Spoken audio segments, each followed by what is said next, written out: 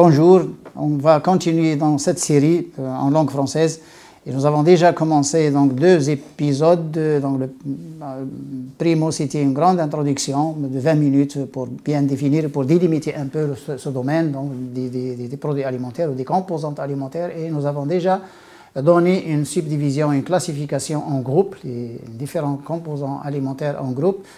Et le premier chapitre, c'était les céréales, et aujourd'hui, on va parler des légumineuses. Donc, le groupe des céréales, les céréales, c'est l'orge, le blé, l'alpiste, le maïs et tout ça. Et aujourd'hui, on va parler des légumineuses qui groupent donc les petits pois, les pois chiches, la fève, le soja, et on va regarder les lentilles aussi, les haricots. Et certains auteurs, certains chercheurs classent, comme les Américains par exemple, ils classent les arachides avec les légumineuses. Les groundnuts, les peanuts, ils sont classés avec les légumineuses. Pourquoi? Parce qu'il y a certains composés chimiques, il y a des composants chimiques qui sont communs et qui se trouvent dans les arachides et aussi dans les légumineuses. Donc les légumineuses, on va aussi les diviser en légumineuses gras, qui est le soja. C'est le seul, d'ailleurs, c'est la seule composante, c'est le seul aliment dans ce groupe-là qui contient des huiles, une proportion élevée, même qui va jusqu'à 20-22% en huile, et c'est la seule d'ailleurs qui contient l'oméga 3. Donc le reste, il n'y a pas de gras, il n'y a pas de sucre, il n'y a rien. Il y a les protéines, il y a les fibres, il y a les minéraux, il y a les vitamines, il y a certains phytoestrogènes, ils sont très riches en phytoestrogènes. Ce groupe des légumineuses, c'est un groupe qui se caractérise par les protéines, une teneur élevée en protéines qui va jusqu'à 20-21%, c'est plus qu'une viande. Et puis, c'est des protéines nobles, c'est des protéines propres, c'est des protéines qui ne sont pas polluées par le gras, comme les protéines de la viande. C'est des protéines qui sont riches en acides aminés soufrés et riches en tryptophane. Bon, c'est bien connu que les légumineuses, c'est une bonne source de tryptophane. Ce tryptophane qui va être transformé, bien sûr, en sérotonine, et la sérotonine en mélatonine. Il faut prendre l'acide folique naturel qui se trouve dans les aliments. Pourquoi? Parce qu'il est déjà engagé dans d'autres structures chimiques, notamment la B12, et il fonctionne avec la B12, avec le manganèse et avec d'autres minéraux, d'autres structures. Sinon, il ne fonctionne pas. Et c'est là le problème, c'est que quand on prend un complément alimentaire sous forme pure, qui n'est pas alimentaire sous forme pure, ben, il se pourrait bien qu'il ne trouve pas avec quoi il va fonctionner, et puis il ne fonctionne pas du tout, ou bien il va faire autre chose, il va faire le contraire de ce qu'on va lui demander. Alors, les légumineuses, donc ce groupe de légumineuses, dans petits pois, pois chiches, la fève, les lentilles, les haricots et le soja, c'est un groupe qui a un peu grosso modo la même composition alimentaire, caractérisé par une teneur élevée en protéines, caractérisé par une teneur sans gras. Il n'y a pas d'huile sauf le soja, il n'y a pas de matière grasse, et puis il n'y a pas de sucre. Il y a des fibres. Les fibres donc, de ce groupe sont des fibres solubles. On remarque bien quand on fait une bonne cuisson des lentilles ou des haricots ou des petits pois, surtout les petits pois et la fève, on remarque bien qu'ils forment un gel. Et le gel, ça, c'est les fibres solubles, et c'est ce gel-là, c'est cette qualité de fibre-là qui est requise dans l'intestin grêle, parce qu'il va retenir l'acide désoxycholique, il va retenir les sels biliaires pour qu'ils ne reviennent pas au foie, à la vésicule biliaire, et le foie va être obligé de casser le cholestérol pour fabriquer de nouveaux composés, donc de nouveaux sels biliaires. Et c'est le phénomène, le mécanisme par lequel les fibres solubles diminuent le cholestérol dans le sang, parce qu'il va être consommé pour fabriquer la bile qui a été retenue dans l'intestin grêle, donc c'est la circulation entéro-hépatique. Ils vont couper cette circulation entéro-hépatique, et ce qui est donc le mécanisme sûr donc, pour diminuer le cholestérol dans le corps.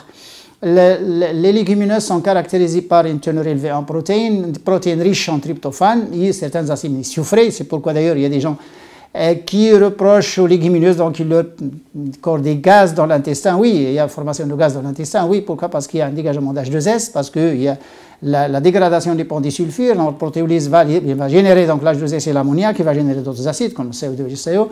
Et c'est normal, il y a une grande quantité donc, de ces gaz-là qui va se dégager dans le gros intestin. Malheureusement, c'est des radicaux libres, et l'ammoniac, ça attaque la lumière intestinale, ça attaque l'intestin. Ça peut aller jusqu'à des inflammations. C'est pourquoi les gens qui mangent beaucoup de protéines, notamment les viandes, ils ont toujours des inflammations. C'est à cause de cet ammoniac. Parce que la digestion des viandes, la digestion des protéines génère de l'ammoniac. Et la deuxième chose, après les protéines, les fibres solubles, on a un composé minéral. Il y a tous les minéraux. Il y a même le cuivre, par exemple, dans les lentilles. potassium, sodium, calcium, etc., manganèse, magnésium, tout ça c'est en grande quantité, là on n'en parle pas, sauf que les lentilles sont plus riches en fer que le reste.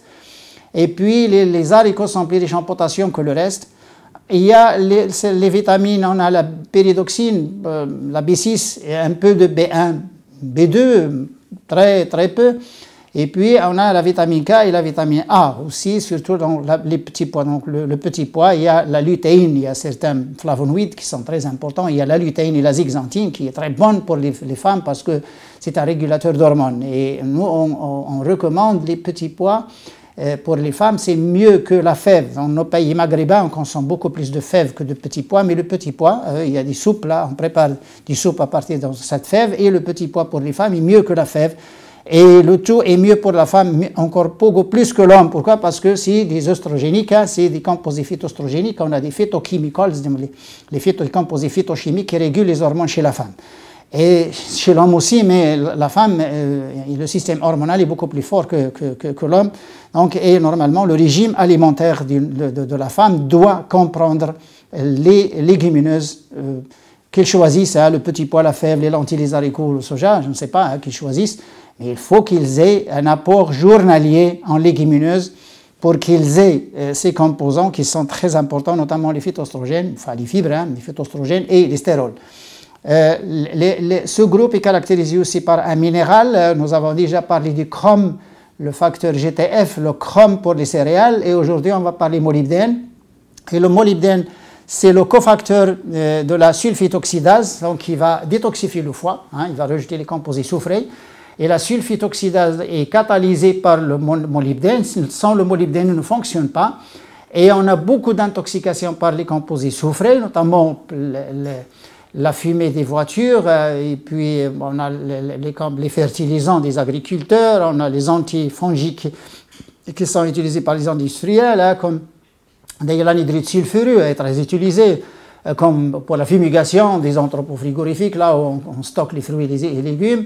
Et puis on a les sulfates sulfites qui sont utilisés dans les nettoyants, hein, les lauryl sulfates, les trucs comme ça qui sont utilisés dans les produits de nettoyage et même dans les savons, dans les shampoings, dans les trucs comme ça. Donc on a une grande pollution en composés soufrés, hein, que ce soit l'anhydride sulfureux, les sulfites et les sulfates, ou le lauryl sulfate. Bon, les composés soufrés, on a une grande contamination. D'ailleurs, c'est la première, hein, vient après les nitrates. Et puis, ces composés soufrés, là, on respire beaucoup de gaz, disons, de gaz riches en composés soufrés, toxiques, surtout pour les enfants et surtout les grandes villes, là où il y a une grande concentration, là où il y a beaucoup de voitures là, qui vont dégager ce gaz d'échappement. Hein. Les gaz d'échappement, c'est des gaz qui contiennent le plomb et le soufre. Et les enfants seront amenés à une intoxication. On voit bien que les enfants, d'ailleurs, l'effet est direct chez l'enfant. Et il faut qu'il y ait un apport de molybdène. Et le molybdène est rare dans la nature. Il n'existe pas beaucoup dans la nature. Mais la première source d'acide folique et de molybdène, c'est les légumineuses. Et c'est pourquoi on exige à ce qu'ils soient incorporés dans ce régime alimentaire quotidien. Il faut que les gens mangent chaque jour les légumineuses, donc au moins un repas. Et dans l'espace maghrébin, nous étions les années 60, les années 70, là, on mangeait les légumineuses chaque jour, et même 2 fois par jour, hein, matin et soir. On avait cette soupe de fèves, et les lentilles, on en consommait très peu, mais c'est surtout la fève et le petit pois, on en consommait beaucoup, les pois chiches. Les pois chiches, c'est sous forme donc, de cuisson à la vapeur, ou cuisson à l'eau, et même la fève et le pois chiche, on fait la cuisson à l'eau tout simplement. Et bonne cuisson à l'eau et puis avec un peu de cumin et de sel, là, on en mangeait beaucoup et on en consommait beaucoup malheureusement, surtout pour les enfants, c'était préféré pour les enfants. Mais actuellement, on a coupé cette culture maghrébine et on a actuellement consommé les pois chiches sous forme grillée, très peu. Et puis, par occasion, les lentilles un peu, pas 2 fois par semaine ou 1 fois par semaine, mais il faut, dans notre époque, où nous sommes intoxifiés par ces gaz, il faut, et on a un manque d'acide folique, notre régime, l'acide folique est défaillant, donc il faut manger les légumineuses chaque jour, et 2 fois par jour, c'est encore mieux. Donc pour l'accord de molybdène, on a des protéines, on a des phytostérols, des phytochimiques, et on a le B9, la vitamine B9, on a l'acide folique Et c'est cet acide folique-là qui est très important pour les gens qui ont du cholestérol, très important pour les gens qui sont cardiovasculaires, qui ont des maladies cardiovasculaires, et encore plus important pour les diabétiques. Pourquoi? Parce qu'il permet donc d'extraire l'énergie de ce qu'ils mangent. C'est l'acide folique qui extrait l'énergie. Donc l'acide folique, il permet donc de dégager l'homocystéine, donc il est bon pour les cardiovasculaires parce que l'homocystéine, c'est elle qui va abîmer donc les vaisseaux sanguins par l'intérieur. Il y a une formation de plaques à l'intérieur de ces vaisseaux sanguins, d'eau, obturation. Et l'homocystéine avec l'acide folique, donc il est impossible que l'homocystéine soit cumulée dans ces vaisseaux sanguins. La deuxième fonction de l'acide folique, c'est qu'il transforme la sérotonine en mélatonine. Et sans l'acide folique, la sérotonine n'est pas, même s'il est produit dans le corps, il n'est pas transformé en mélatonine. Et c'est la mélatonine qui est importante. Et la deuxième, la troisième chose, c'est cette épinéphrine-là qui est transformée en adrénaline. Impossible que l'épinéphrine soit transformée en adrénaline si on n'a pas d'acide folique. Et d'ailleurs, vous devez donc déjà vous demander, vous poser la question pourquoi on donne beaucoup d'importance à l'acide folique, pourquoi on le donne sous forme de complément, pourquoi on le donne aux femmes enceintes, pourquoi on exige les femmes enceintes à aller prendre l'acide folique des hôpitaux et des centres, donc des dispensaires du quartier et tout ça. C'est pour cette raison, c'est parce que l'acide folique, là, il favorise la croissance du système nerveux, du cerveau chez l'embryon au cours d'ailleurs de la grossesse. L'acide folique, donc manque d'acide folique, c'est un manque de développement d'ailleurs de la croissance donc, des tissus nerveux chez l'embryon. Et l'acide folique, c'est lui qui extrait l'énergie. L'acide folique, c'est lui qui permet au moins ces trois transformations que j'ai citées. Et c'est très important. Et la première source de l'acide folique, les asperges, on parle d'asperges de brocoli. Bon, les asperges, oui, l'asperge, c'est une grande réserve d'acide folique. Un tétrafol sous forme de tétrafolate. Il y a les oignons, la classe des oignons, la ciboulette et tout ça, mais les légumineuses restent, et surtout les légumineuses fraîches, les légumineuses fraillables, comme la fève fraîche, comme les petits pois frais, etc., ça contient encore beaucoup plus d'acide folique. Sinon, si on peut faire germer ces légumineuses, c'est encore mieux, parce que la quantité de vitamines va être multipliée par 3 et par 4 et par 5. Mais reste que ces légumineuses sont très importantes dans l'alimentation, pas la nutrition, mais d'abord dans l'alimentation, parce qu'il y a alimentation et nutrition, et on ne peut pas faire la nutrition sans faire l'alimentation, donc c'est impossible. Sinon, la nutrition, on peut se nourrir sur les compléments. Hein. On peut prendre les compléments alimentaires, on a les vitamines, on a les fibres, on a les minéraux, on a ça, les protéines pures et tout ça, mais ce n'est pas une alimentation. L'alimentation, c'est que quand on prend un aliment, on prend déjà un ensemble de nutriments. Quand on prend un pain, rien du tout, un pain, un aliment que les gens pensent que c'est rien, quand on prend un pain, on a les minéraux, on a les vitamines, on a les phytoestrogènes, on a les fibres et on a les sucres composés. Et on a un 10 à 12% de protéines. Vous voyez, un aliment, c'est un ensemble de nutriments. Donc on ne parle pas nutrition, on parle alimentation. Et l'alimentation, c'est beaucoup plus fort et c'est beaucoup plus intéressant et beaucoup plus, disons, utile pour l'individu quand il connaisse donc son alimentation et son régime alimentaire. Donc ils sont très importants les légumineuses en alimentation. Pourquoi? Parce qu'on n'a pas ce gras saturé des animaux. Il y a des gens qui parlent de protéines, là, sinon je ne mange pas de la viande, je vais puiser mes protéines, mais les protéines, surtout dans les légumineuses, et des protéines nobles, elles sont mieux que les protéines des viandes. Mais là, les gens, quand on leur parle des protéines, ils pensent tout de suite au lait et ils pensent tout de suite aux viandes. C'est faux, il faut quand même, c'est ancré dans leur esprit, il faut quand même qu'on efface ces mauvaises choses et, disons, c'est un faux départ. Hein. On avait fait un faux départ des années 40 et des années 50. Malheureusement, il faut corriger ces choses-là, hein, parce que c'est une dérive très dangereuse. Et actuellement, on est en train de perdre notre savoir-faire dans ce domaine, qui était un savoir-faire transmis de maman à fille. Et maintenant, il n'y est plus. Bon, on ne connaît rien. Et peut-être si on continue comme ça, 10 ans, 15 ans après, on va se retrouver avec les compléments alimentaires. On va acheter les fibres, on va acheter les protéines, on va acheter les sucres, les vitamines et les minéraux, et puis bon, ce n'est pas un régime alimentaire finalement, je ne sais pas quoi, mais normalement il faut connaître donc cette culture alimentaire, il faut connaître les aliments et la nature des aliments. Ça c'est une description dans ce programme. On est en train de décrire les aliments, on ne recommande pas, on ne conseille rien et on n'interdit rien. On est en train de décrire les aliments, la nature des aliments, ce que c'est, pour que les gens sachent ce que c'est. Et c'est à eux de décider, quand ils savent bien que ces composantes alimentaires ils sont riches en ces choses qui sont indispensables pour le corps, qui est le molybdène, qui est la vitamine B9, il y a un peu de vitamine A et de vitamine K, et puis il y a tous les minéraux, il y a le fer, il y a le manganèse, magnésium, il y a même le cuivre. dans ces légumineuses. Et puis on a les phytochimiques qui sont les phytoestrogènes et les stérols. Et on a les fibres solubles, bien sûr, les fibres solubles qui sont... Puis il n'y a pas de gras saturé, il n'y a pas de cholestérol, il n'y a pas de danger.